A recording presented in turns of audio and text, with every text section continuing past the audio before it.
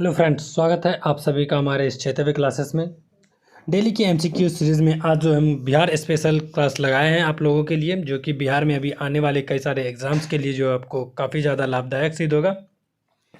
आज का जो क्लास है बिहार के लिए वो है बिहार की कुछ भौगोलिक स्थिति एवं उच्चावाच और इसके साथ साथ ही जलवायु एवं मृदा, इससे रिलेटेड कुछ इंपॉर्टेंट क्वेश्चन हम लगाए हैं। चलिए आप इन्हें देखते हैं। इन्हें आप लोग क्लास की एंड तक बने रहें, क्लास को स्किप बिल्कुल ही नहीं करें। अगर किसी को स्लो लगता है तो वो 1.5 के स्पीड से इस क्लास को देख लीजिए। चलिए स्टार्ट करते हैं। दोस्तों, आपसे पहले ही बता देता हूँ कि इस क्लास को कहीं से मिस मत कीजिएगा और एंड तक बने रहिए हमारे साथ। पहला क्वेश्चन है, बिहार के निम्न हिस्सों में से कौन सा हिस्सा भूतात्विक दृष्टि से अपेक्षाकृत पुराना है? तो बिहार का जो कह रहा है कि सबसे पहले भूतात्विक दृष्टि से अपेक्षाकृत सबसे पुराना कौन सा है? रोहतास का पठार, उत्तर पश्चिमी पहाड़ियाँ, सी है खड़गपुर की पहाड़ियाँ, डी है उत्तर गंगा का मैदान और ई है उपयुक्त में से कोई नहीं या एक से अधिक। चलिए भूगर्भिक संरचना के बारे में थोड़े कुछ बता देता हूँ। बिहार में जो मुख्य प्रकार का 4 प्रमुख प्रकार की संरचना पाई जाती है चट्टानों की। एक धारवाड़ होता है, विंध्यन समूह, टर्शियरी समूह, क्वाटरनरी समूह। धारवाड़ के अंतर्गत जो आता है ये प्रीकैम्बियन युग में निर्मित हुआ था। धारवाड़ के अंतर्गत आपको लाया जाएगा दक्षिण पूर्वी भाग, मुंगेर, खड़गपुर की पहाड़ी। खड़गपुर की पहाड़ी जो है धारवाड़ के अंतर्गत आ जाएगा। वहीं जमुई, नवादा, राजगीर ये सब धारवाड़ के अंतर्गत आता है। इसके अंतर्गत स्लेट, क्वार्टरजाइट आदि धारवाड़ समूह की चट्टानें है, यानी कि धारवाड़ में स्लेट, क्वार्टरजाइट इत्यादि की उपस्थिति पाई जाती है। वहीं देख लेते हैं विंध्यन में। विंध्यन के अंतर्गत बालू पत्थर, क्वार्टरजाइट, डोलोमाइट, चूना पत्थर आदि समूह के अंतर्गत पाई जाती है। इसमें इस चट्टान में आपको सीमेंट उद्योग के लिए चूना पत्थर तथा गंधक निर्माण के लिए पायराइट मिलता है। किसके अंतर्गत? विंध्यन समूह के अंतर्गत। वहीं टर्शियरी देखते हैं तो जब हम बिहार का देखते हैं भाग, तो बिहार का जो ये ऊपर वाला भाग है ये लगभग टर्शियरी के अंतर्गत आ जाता है। ये जो भाग है टर्शियरी समूह के अंतर्गत आ जाता है और इस समूह के चट्टान लगभग सासाराम, आगरा, दिल्ली, जयपुर निर्मित ऐतिहासिक स्थल पर इसका प्रयोग किया गया है। किसका? विंध्यन पर्वत का। वहीं टर्शियरी का पर्वत का जो है ये लगभग उत्तर पश्चिमी भाग। टर्शियरी जो है उत्तर पश्चिमी भाग, आप बता दिए पहले कि उत्तर पश्चिमी भाग, इस भाग में जो टर्शियरी का चट्टानें हैं ये आपको हिमालय का जो सबसे निचला भाग है शिवालिक का हिस्सा आपको देखने को मिल जाता है। वहीं क्वाटरनरी चट्टान जो होता है ये पूरी तरीके से प्लीस्टोसिन काल में हुआ है इसका निर्माण, और इसमें जलोढ़, बालू बजरी, बालू पत्थर, कांग्लोमेरेट आदि द्वारा निर्मित की गई है। आपको जो इसके अंतर्गत दिखेगा खड़गपुर की पहाड़ी, इसका जो आंसर होगा खड़गपुर की पहाड़ी। आंसर क्या होगा? खड़गपुर की पहाड़ी। और खड़गपुर पहाड़ी धारवाड़ क्रम के अंतर्गत आता है और ये किस युग में? प्री कैम्ब्रियन युग में इसके निर्माण हुआ था। चलिए दूसरा नंबर क्वेश्चन देखते हैं। दूसरा नंबर क्वेश्चन कहता है, निम्नलिखित भू आकृतियों में से किसके द्वारा बिहार राज्य का उत्तरी पश्चिमी भाग घिरा हुआ है? बिहार का सबसे उत्तरी पश्चिमी भाग, आप जानते हैं कि बिहार का, ये देखिए बिहार का चित्र बना देते हैं आपको। ये उत्तरी पश्चिमी बिहार, यानी कि इस एरिया के बारे में बात कर रहा, ऊपर हो गया उत्तर और ये हो गया पश्चिम, ये हो गया उत्तरी पूर्वी। कहता है कि निम्नलिखित भू आकृति में से किसके द्वारा बिहार राज्य का उत्तर पश्चिमी भाग गिरा है? सोमेश्वर पहाड़ी से श्रेणी से, कैमूर पठार से, नवादा पहाड़ी से, राजगीर पहाड़ी से या उपयुक्त में से कोई नहीं। इसका जो आंसर होगा सोमेश्वर की पहाड़ी से। बिहार जो घिरा हुआ है किससे? सोमेश्वर की पहाड़ी से घिरा हुआ है। चलिए आगे देखते हैं 3 नंबर क्वेश्चन। निम्नलिखित में से कौन सा शहर बिहार के सबसे पूर्वी भाग में स्थित है? यानी कि यहाँ बिहार का सबसे पूर्वी भाग में स्थित शहर कौन सा है? फिर से बिहार का मैप लेते हैं। भागलपुर आपको इस एरिया में, गंगा जब यहाँ जाता है तो भागलपुर इस एरिया में आसपास मिल जाता है। पटना आपको यहाँ पे है। कटिहार भागलपुर के सटे उटे इस जगह पे है। पूर्णिया आपको थोड़ा कटिहार से अंदर, यानी कि इस हिसाब से इसका आंसर देखें तो सबसे पूर्वी भाग आपको कटिहार नजर आएगा। सबसे पूर्व में स्थित कौन सा भाग है? बिहार का कटिहार सबसे पूर्वी भाग है, जो कि पूर्णिया से सटा हुआ। अगर इस एरिया में पूर्णिया है तो नीचे में थोड़ा सा उसका कटिहार है, जो कि कटिहार किसके साथ सीमा लगती है? इसका बंगाल राज्य के साथ सीधी तरीके से सीमा लगती है। क्या हो जाएगा? कटिहार। और बिहार के उत्तर में नेपाल, उत्तर में कौन है? नेपाल। दक्षिण में झारखंड और पश्चिम में यूपी और जो होता है पूर्व में पश्चिम बंगाल, वेस्ट बंगाल से बिहार की सीमा लगती है। चलिए 4 नंबर क्वेश्चन देखते हैं। किस देश की सीमा बिहार राज्य से जुड़ती है? यहाँ पूछा जा रहा है कौन सा देश है जो बिहार राज्य की सीमा इसके साथ जुड़ती है? भूटान, चीन, बांग्लादेश, नेपाल। तो बिहार का सबसे पहले नक्शा आप देख लीजिए। बिहार का नक्शा क्या होगा? इस प्रकार से बिहार होता है। अभी जस्ट हम आपको बताएं ऊपर की ओर से कौन सा देश रहता है? नेपाल की सीमा पूरी तरीके से बिहार से लगती है, तो इसका आंसर क्या हो जाएगा? नेपाल। बी नंबर इसका आंसर जो होगा, पूरी तरीके से नेपाल की सीमा बिहार राज्य से लगती है। भौगोलिक क्षेत्रफल की दृष्टि से भारत में बिहार का क्रम है, पूरा भौगोलिक क्षेत्रफल की दृष्टि से भारत में बिहार का कौन सा क्रम है? दूसरा, चौथा, 12वां, 9वां। भौगोलिक क्रम की दृष्टि से जो बिहार का स्थान है 12वां नंबर पे आता है। कितने नंबर पे? 12वां नंबर पे आता है। आपको बता दें अगर पूरे भारत में उत्तर प्रदेश यानी कि राज्य एवं केंद्र शासित प्रदेश अगर दोनों को मिला के बोला जाए तो कितने नंबर पे आएगा? ये 13 नंबर पे आता है। बिहार 12 और 13 दोनों इसका नंबर है। बिहार का 12 और 13। 12 अगर सिर्फ राज्य का बात करें तो 12, और केंद्र शासित प्रदेश मिला के बात करें 13। यहाँ पे ऑप्शन में कहीं 13 नहीं है, इसलिए 12 इसका आंसर हो जाएगा। वही 6 नंबर क्वेश्चन देखते हैं कि बिहार की सीमा से लगने वाले भारत के राज्यों की संख्या है। बिहार के सीमा से भारत के कितने राज्य लगते हैं? ये हो गया आपका बिहार का नक्शा। ये ऊपर एक तो अंतर्राष्ट्रीय सीमा लगता है नेपाल से। 3 राज्य जो है बिहार से लगता है। कौन कौन? दक्षिण में आपको लगता है झारखंड, पश्चिम में लगता है यूपी, और पूर्व में लगता है पश्चिम बंगाल, वेस्ट बंगाल। पूर्व में लगता है ममता दीदी, अम्मा अम्मा तम्बा तम्बा। अब इसके लिए बहुत बहुत फेमस है ये, तो इसलिए इसका आंसर कौन सा हो जाएगा? 3। ए नंबर आंसर बिल्कुल सही होगा। चलिए आगे देखते हैं। बिहार की सोमेश्वर श्रेणी स्थित है। बिहार का जो सोमेश्वर श्रेणी है ये स्थित है पारसनाथ पहाड़ी से पुरानी है, ये राजमहल पहाड़ी से पुरानी है, खड़गपुर पहाड़ी से पुरानी है, इन सभी से नहीं है। ऑप्शन दे दिया। ये जो सोमेश्वर पहाड़ी इन सब से नया जो यानी कि सबसे नया जो आपको देखने को मिलता है सोमेश्वर श्रेणी की पहाड़ी सबसे नया है, इन सब से नहीं है। क्या हो जाएगा? डी नंबर आंसर बिल्कुल सही हो जाएगा। इसके बारे में अगर हम थोड़ा सा बात कर ले, ये 3 पहाड़ियों से लगभग है। कौन सा? पारसनाथ की पहाड़ी, राजमहल की पहाड़ी और खड़गपुर की पहाड़ी। पारसनाथ, राजमहल और खड़गपुर इन सभी से ये लगभग घिरा हुआ आपको नजर आता है। चलिए 8 नंबर क्वेश्चन देखते हैं कि बिहार का तराई प्रदेश विस्तृत है। बिहार का तराई प्रदेश विस्तृत है। सबसे पहले तराई क्या होता है ये थोड़ा सा जान ले हम। क्या होता है तराई प्रदेश? तराई प्रदेश हल्की सी दलदली मिट्टी जो जलोढ़ मिट्टी द्वारा निर्मित होती है। ये लगभग आपको हिमालय के दक्षिणी हिस्सा में जो हिमालय है बिहार से, ये देखिए भारत का अगर नक्शा अगर आप देखें, इस एरिया से जो हिमालय जो यहाँ से गुजरा हुआ है, यहाँ से शिवालिक के नीचे वाले जो एरिया आपको नजर आता है ये तराई के अंतर्गत आता है। शिवालिक को हिमालय का तृतीय मोड़ के नाम से भी जाना जाता है। जो शिवालिक है हिमालय का तृतीय मोड़ कहा जाता है, और इसी एरिया को तराई प्रदेश भी कहते हैं। तराई जो है इसमें पूछा गया कि तराई प्रदेश विस्तृत है छोटा नागपुर पठार के उत्तरी कगार के समानांतर, भारत नेपाल की सीमा के समानांतर, और इसका सी नंबर ऑप्शन है रोहतास पठार में पूर्वी कगार के समानांतर, और डी है राजमहल पहाड़ियों के पश्चिमी सीमा के समांतर। इसका जो आंसर होगा फ्रेंड, इसका 8 नंबर का आंसर जो होगा B number answer, Bharat Nepal सीमा के समांतर जो फैला हुआ है, भारत नेपाल सीमा के समांतर जो फैला हुआ है इसे ही तराई पर बेल्ट कहते हैं।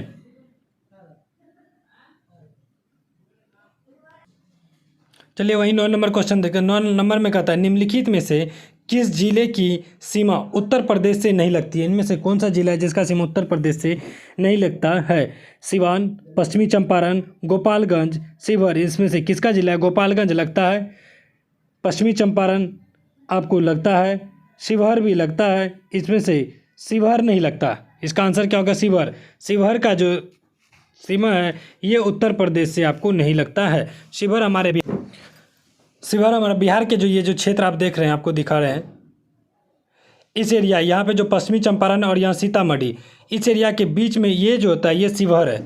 यहाँ पे शिवहर आपको स्थित देखने को मिलता है। शिवहर ना तो नेपाल से ना ही किसी भी दूसरे राज्य से सीमा साझा करता है। चलिए 10 नंबर क्वेश्चन देखते हैं कि बराबर की पहाड़ी किस जिले में अवस्थित है? जो बराबर की पहाड़ी है वो किस जिले में है? गया, पटना, शिवहर, कटिहार। बराबर की पहाड़ी गया जिले में स्थित है। कहाँ पे? गया जिले में स्थित है। चलिए वही 11 नंबर क्वेश्चन देखते हैं हम लोग। बिहार का अधिकांश क्षेत्र आच्छादित है। बिहार का सबसे ज़्यादा क्षेत्र किससे आच्छादित है?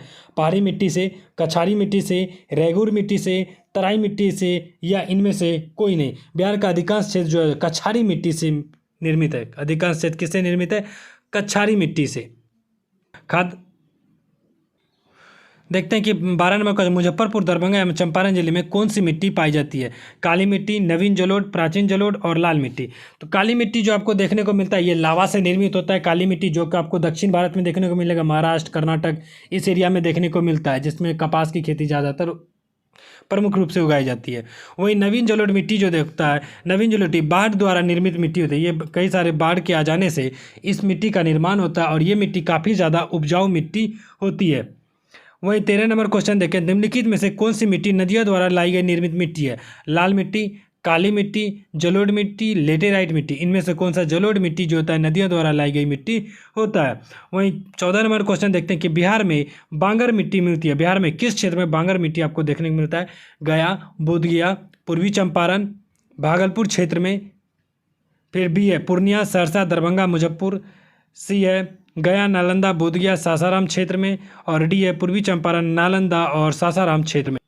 सबसे पहले बांगर मिट्टी क्या होता है? दो प्रकार, जलोढ़ मिट्टी दो प्रकार का होता है, एक नवीन जलोढ़, एक पुरानी जलोढ़।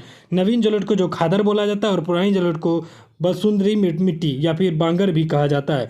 ये जो बांगर मिट्टी होता है यहाँ पे कभी कटाल बाढ़ वाले, जब किसी एरिया में बहुत कम बाढ़ आता है, यानी कि बाढ़ आता है लेकिन 2-4 साल 5 साल में निर्मित लगातार बाढ़ नहीं आता है, तो उस एरिया को हम लोग क्या बोलते हैं कि बसुंधरी मिट्टी। इसमें लगभग चूने की जो मात्रा होती है 30% से अधिक आपको चूना का मात्रा मिल जाएगा इसमें। इस मिट्टी के अंतर्गत पूर्णिया का दक्षिणी भाग से शुरू होकर के दरभंगा, सहरसा, मुजफ्फरपुर, दक्षिणी भाग समस्त सारण जिला, चंपारण, दक्षिणी पश्चिमी भाग पूरे एरिया में पाया जाता है। और इस मिट्टी में आपको आम का, लीची का, केले का इत्यादि बागवानी फसलें निर्मित तैयार की जाती है। और इसके अलावा धान, गेहूं, मक्का, तंबाकू की फसल भी की जाती है। इसलिए इसका आंसर क्या हो जाएगा? पूर्णिया, सरसा, दरभंगा, मुजफ्फरपुर इसका बिल्कुल सही आंसर होगा। बिहार में निम्न प्रकार किस प्रकार की जलवायु पाई जाती है? बिहार में आपको किस प्रकार की जलवायु पाई जाती है? मानसूनी, उष्ण, आर्द्र, शीत। बिहार में आपको मानसूनी प्रकार की जलवायु पाई जाती है। तो बिहार की जो जलवायु है मानसूनी प्रकार की जलवायु है। किस प्रकार की? मानसूनी प्रकार की जलवायु है। यहाँ मुख्य रूप से 3 ऋतु आपको देखने को मिलेगा, 3 मौसम, एक गर्मी का, एक वर्षा का, एक शीत का। सबसे ज़्यादा वर्षा जो होता है आपको बिहार के किशनगंज जिले में, किशनगंज सबसे पूर्वी जिला आपको पड़ जाता है। तो सबसे ज़्यादा आपको पता चल गया होगा यहाँ से कौन सी जलवायु बिहार में मानसूनी प्रकार की जलवायु है। दोस्तों आपको बता देना चाहता हूँ ये क्लास जो आपके आने वाले सभी बिहार के एग्ज़ाम्स में, चाहे बिहार पीसीएस हो, बिहार टीचर का एग्ज़ाम्स हो, या फिर बिहार से रिलेटेड बिहार बीपीएससी हो, बिहार एसएससी का एग्ज़ाम, कांस्टेबल का एग्ज़ाम, बिहार कांस्टेबल का जो होता है, बिहार दरोगा, उन सभी एग्ज़ाम्स में आपको दरोगा से रिलेटेड एग्ज़ाम में भी यहाँ से आपको क्वेश्चन ज्योग्राफी सब्जेक्ट में देखने को मिल जाएगा। इसीलिए आप इस क्लास को ज़रूर करें और अपने दोस्त भाई बहन में भी इसे शेयर कर दें। चलिए 16 नंबर क्वेश्चन देखते हैं। 16 नंबर क्वेश्चन क्या कहता है? 16 नंबर, बिहार में मुख्यतः कितनी प्रकार की ऋतुएं पाई जाती है? अभी जस्ट हम बताएं बिहार में मुख्यतः कितनी प्रकार की ऋतु पाई जाती है। गर्मी का मौसम आप खुद गिनिए, गर्मी का मौसम, बरसात का मौसम और एक मौसम कौन सा होता है? ठंड का मौसम। तो 3 मौसम हो गया। बिहार में मुख्य रूप से कितने मौसम? 3 मौसमें पाई जाती है। बिहार में मुख्य रूप से कितने? 3 मौसम पाई जाती है। वही देखते हैं कि 17 नंबर क्वेश्चन, बिहार में सर्वाधिक वर्षा किस जिले में होती है? अभी जस्ट हम इसका आंसर भी बताएं आपको। जो किशनगंज हो जाता है बिहार का, इस एरिया में आपको किशनगंज पड़ता है, जो कि आपको दार्जिलिंग से सटा हुआ मिलता है। यहाँ बिहार में अगर जो चाय का खेती किया जाता है तो इसी एरिया में बिहार में चाय की खेती हुई, इसलिए इसको मिनी दार्जिलिंग भी कहा जाता है, मिनी दार्जिलिंग के नाम से भी जाना जाता है। तो बिहार में सबसे ज़्यादा वहीं पे आपको पता है कि चाय की खेती वहीं होती है जहाँ सबसे ज़्यादा बारिश होता है। तो सबसे ज़्यादा बिहार में बारिश कहाँ होता है? पटना में तो होगा नहीं, इस एरिया के आसपास पड़ता है, गया में नीचे पड़ जाता है। तो इसलिए कहाँ हो जाएगा? किशनगंज में। बिहार में कहाँ पे सबसे ज़्यादा वर्षा किस जिले में होती है? किशनगंज जिले में। बिहार का सबसे गर्म जिला कौन है? याद रखिएगा ये जो बिहार का जो सबसे गर्म जिला है, यही सबसे गर्म और सबसे ठंडा दोनों जिला आपको यही पड़ जाता है। बिहार का सबसे गर्म एवं सबसे ठंडा इस एरिया में आपको नीचे की तरफ दक्षिण में आपको देखने को मिलेगा। बिहार में दक्षिण की ओर से जो आपको देखने को मिलता है गया सबसे गर्म जिला गया, और सबसे ठंडा जिला भी गया ही आता है। सबसे गर्म और सबसे ठंडा दोनों जिला कौन सा है? गया। यहाँ पे जो आपको देखने को मिल रहा है यही सही आंसर है। चलिए आगे देखते हैं किसका 19 नंबर क्वेश्चन देखते हैं। कोपेन की जलवायु के वर्गीकरण के आधार पर बिहार का उत्तरी भाग किस वर्ग के अंतर्गत रखा गया है? बिहार का उत्तरी भाग जो है कोपेन ने 2 प्रकार की बात कही थी, CWG और AW। CWG AW ये कोपेन के अंतर्गत आता है। तो CWG बिहार का जो उत्तरी भाग है वो CWG के अंतर्गत आता है। किसके अंतर्गत? CWG के अंतर्गत आता है, CWG के अंतर्गत। वही CWG क्या होता है थोड़ा सा इसके बारे में जान लेते हैं। पूरे भारत को कोपेन ने कई सारे जलवायु क्षेत्रों में बांटा था, जिसमें बिहार को CWG में रखा गया है। CWG क्या होता है? CW सबसे पहला, C मतलब होता है समान वर्ग। जिस जगह पे समान वर्ग के अंतर्गत है उसे समान वर्ग जलवायु कहता है, यानी कि इसको इंग्लिश में बोले तो moderate worth climate, moderate warm climate के अंतर्गत रखा हुआ। और W शीत ऋतु, शीत ऋतु शुष्क यानी कि शीत या शुष्क। और जी जो है यहाँ पे गंगा का मैदान, जी यानी कि गंगा का मैदान, इसीलिए बिहार का उत्तरी भाग जो होता है गंगा का मैदान के अंतर्गत आता है, इसलिए इसे कोपेन ने CWG के अंतर्गत रखा और दक्षिणी भाग को AW के अंतर्गत रखा। चलिए आगे देखते हैं 20 नंबर क्वेश्चन। बिहार की जलवायु पर किन कारक या कारकों का प्रभाव पड़ता है? बिहार की जलवायु पर सबसे पहले किसका पड़ता है? हिमालय की अवस्थिति, कर्क रेखा से दूरी, बंगाल की खाड़ी से निकटता, उपरोक्त सभी। यानी कि इसका जो आंसर हो जाएगा बिहार की जलवायु सभी से निर्भर करती है। जब बिहार है आपको इधर बंगाल की खाड़ी पड़ जाता है, यहाँ से हिमालय जाता है कि शिवालिक की श्रेणी आप जानते हैं कि हमारे बिहार से लगभग सटते हुए निकलता है। इसके साथ साथ ही और यहाँ पे क्या दिया? बंगाल खाड़ी, कर्क रेखा, कर्क रेखा झारखंड से होकर के कर्क रेखा गुजरती है, कर्क रेखा से भी नज़दीकी है, इसलिए बिहार की जो जलवायु है इन सभी पे अवस्थित है। बिहार की जलवायु किस पे? उपरोक्त सभी हो जाएगा इसका आंसर। चलिए 21 नंबर क्वेश्चन देखते हैं। गंगा के उत्तरी मैदान में मुख्यतः कौन सी मृदा पाई जाती है? गंगा का जो उत्तर का मैदान है इसमें से कौन सा मैदान पाया जाएगा? पर्वती, जलोढ़, लेटेराइट, काली। आपको पता होगा दोस्त, बिहार में जो गंगा है,